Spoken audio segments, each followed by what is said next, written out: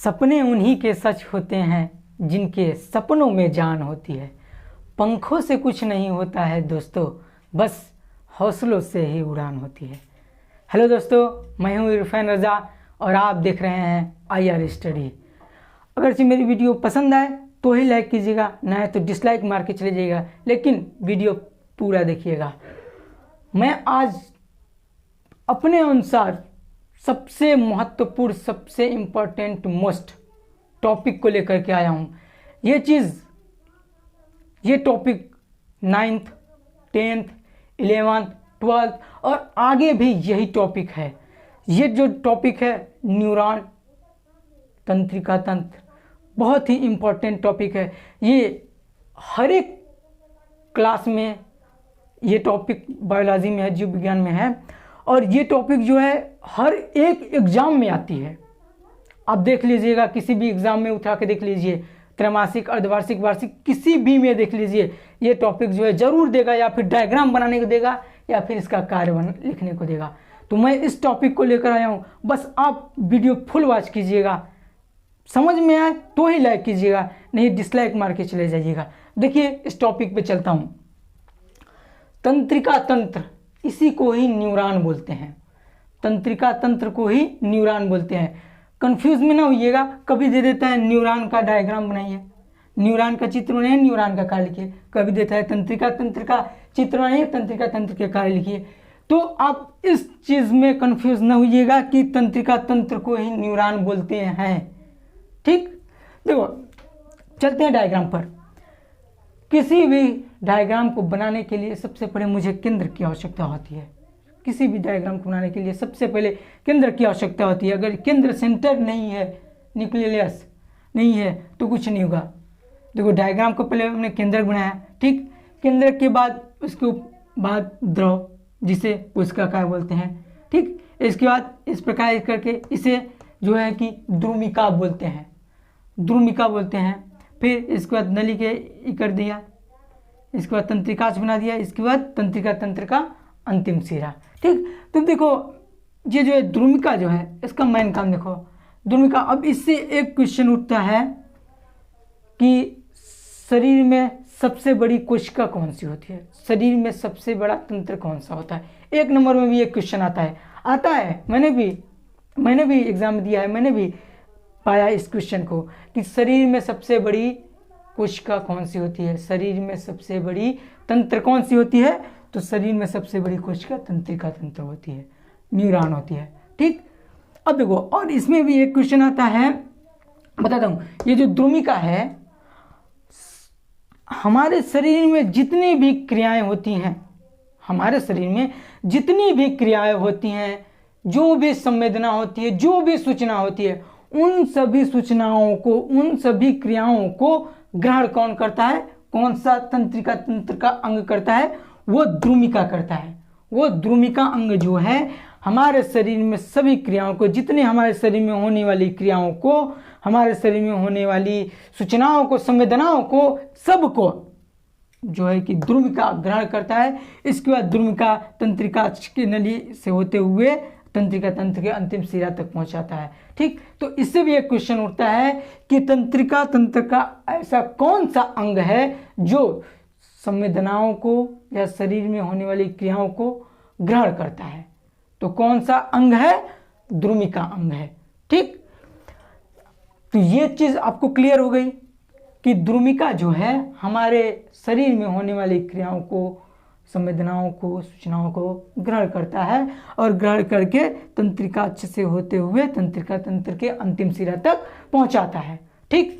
ये चीज़ तो क्लियर होगी। अब देखो हमारे शरीर में जो है कि हमारे बॉडीज में, पूरे बॉडीज में तंत्रिका तंत्र है, पूरे शरीर में तंत्रिका तंत्र है, ठीक। अगर ये तंत्रिका तंत्र नहीं होता तो फिर हम किसी भी चीज़ का अनुभव नहीं कर सकते थे, नहीं कर सकते हैं भाई, हाँ नहीं कर सकते हैं।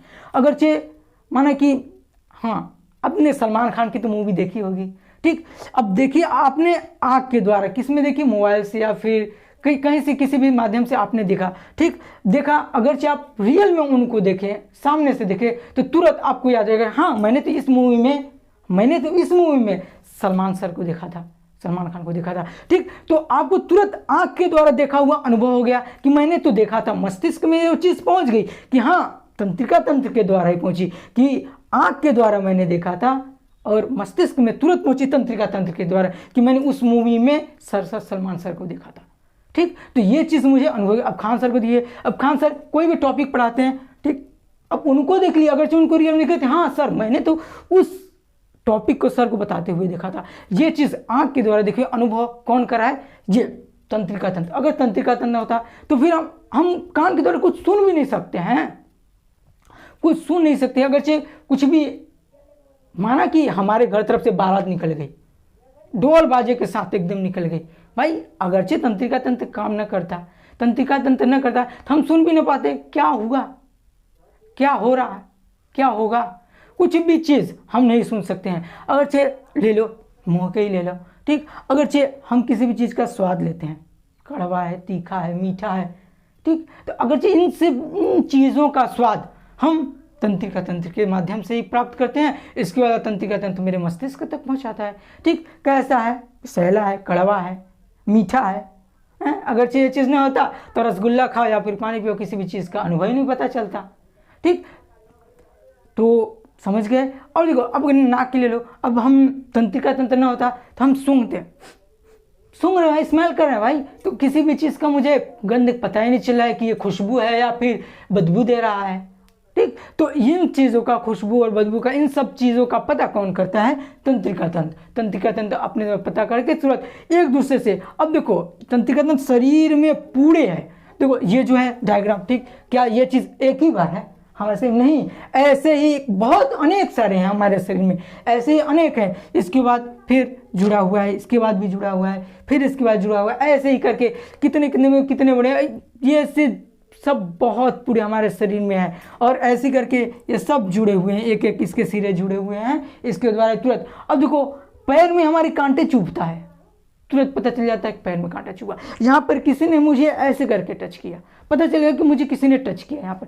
इन सब चीज़ों का अनुभव, संवेदनशीलता, इन सब चीज़ों का अनुभव कौन कराता है, तंत्रिका तंत्र कराता है।